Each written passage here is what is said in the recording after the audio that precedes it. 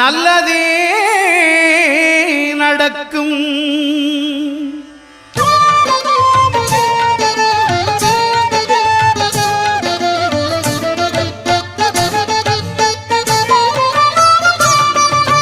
9 கோளும் ஒன்றாய் காண அங்கு கற்பகம் என்னும் கடவுளின் மெய்யில் 9 கோளும் ஒன்றாய் காண அங்கு கற்பகம் என்னும் கடவுளின் மெய்யில் சூரியன் முதலாய் 9 கிரகமும் பலவித குணங்களை கொண்டிருக்கும். எங்கள் கற்பக தருவில் அவை வரும்போது ஒன்றாய் சேர்ந்து பலனளிக்கும்.